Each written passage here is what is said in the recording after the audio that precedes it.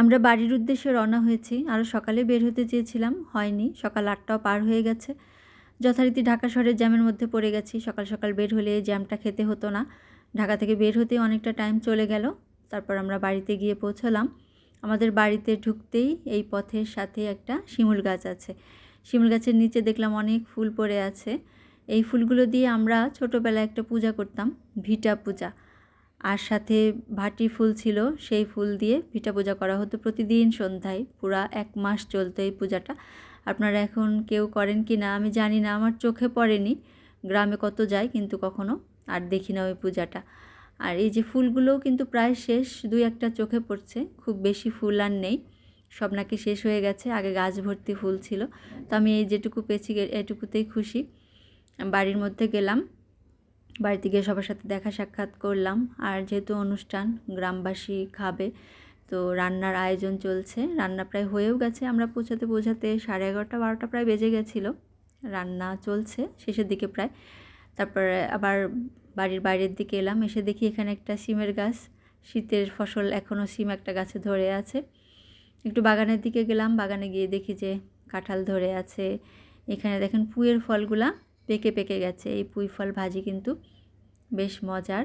কয়েকটা জায়গাতেই দেখলাম পুঁইয়ের গাছ, সব পাকা পাকা ফল ধরে আছে। আবার বাড়ির মধ্যে এলাম, এই যে এখন পুরোপুরি রান্না কমপ্লিট হয়ে গেছে, মাছ রান্না হয়েছে। আমি আবার একটু পোজ দিতে এখানে বসে গেছি হাঁড়ি কড়াই নিয়ে।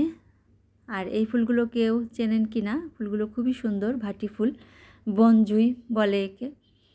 তো বিকেলবেলা আমি আবার শাড়ি টাড়ি চেঞ্জ করে এখানে চলে এসেছি বাগানে ঘুরতে। তারপরে এখান থেকে বাড়ির বাইরের দিকে একটা মাঠ আছে, ওই মাঠে গেলাম। মাঠে সূর্যমুখী ফুল আর 2-1টা কপিও রয়ে গেছে। পরের দিন খুব সকালে ঘাটে চলে এসেছি। Good morning.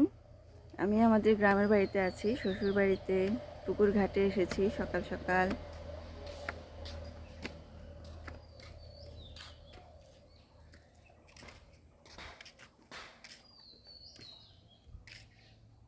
আর বাগানে ঘুরে বেড়াচ্ছি।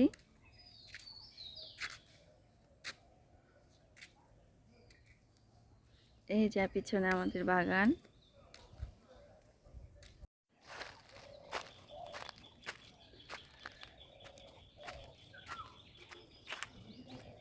শুকনো পাতার আওয়াজ শুনতে পেলেন। ঘাট থেকে ঘুরে এসে আমি বাগানের মধ্যে ঢুকেছি। দেখি এখানে কি কি আছে, চলুন একটু ঘুরে দেখি। এই যে কাঁঠাল ধরেছে, এগুলো বড় হতে অনেক দেরি আছে, এখনও কিন্তু খাওয়ার উপযুক্ত হয় নাই। গ্রামের মানুষ পাকা কাঁঠালের চেয়ে কাঁচা কাঁঠালই কিন্তু বেশি খায়। কাঁঠাল এক সময় পচে যাবে, নষ্ট হয়ে যাবে, তাও খাওয়ার মানুষ পাওয়া যায় না। গাছটাতে অনেক কাঁঠাল ধরেছে, এই যে কত। আর কিছুদিন পরে আসলে অবশ্যই এগুলো একটু বড় হবে, তখন দেখি নিয়ে যেতে পারি কিনা। এই গাছটাতে আমের মুকুলগুলো কেমন জড়িয়ে জড়িয়ে আছে। এগুলাতে সম্ভবত আম হবে না, কারণ অন্যান্য গাছগুলোতে কত আম হয়ে গেছে। এই যে ছোট্ট ছোট্ট আম। পুঁইয়ের ফল পেকে গেছে, অনেক দিন পুঁইয়ের ফল খাওয়া হয়নি। আজকে কিছু ফল তুলবো আর এগুলো ভেজে খাবো। পুঁইয়ের ফলগুলো মেখে নিলে কিন্তু বেশ ভাতগুলো লাল লাল হয়ে যায়, দেখতেও বেশ ভালো লাগে। আমি যেটুকু তুলেছি সেটুকু গামলার মধ্যে দিয়ে দিচ্ছি। এর আগে আমি কাঁচা পুঁইয়ের ফল গ্রাম থেকে নিয়ে গিয়েছিলাম, কিন্তু ওগুলো আসলে রান্না করতে পারিনি আর খেতে ভালোও লাগেনি আমার কাছে। ওই বাড়ি প্রথম খেয়েছি গত বছর। আর এইবার পুঁইয়ের ফল ভাজি খাবো। আমাদের বাড়িতে বাবার বাড়িতে এই পুঁইয়ের গাছ ছিল। মা কিন্তু প্রায়ই এই ফলগুলো ভেজে দিত, আমরা খেতাম ছোটোবেলায়। আজকে আবার অনেক দিন পর এগুলো তুলছি। ফল তোলা শেষ করে আমি আবার একটু মাঠের দিকে এলাম। আমাদের বাড়ির নিচের দিকে এই মাঠটা আছে। আর এই জমিগুলো এখন লিজ দিয়ে দিয়েছে। আমাদের আসলে বাড়িতে কেউ থাকে না আর চাষবাসও করে না। কারা যেন এখানে গম লাগিয়েছে।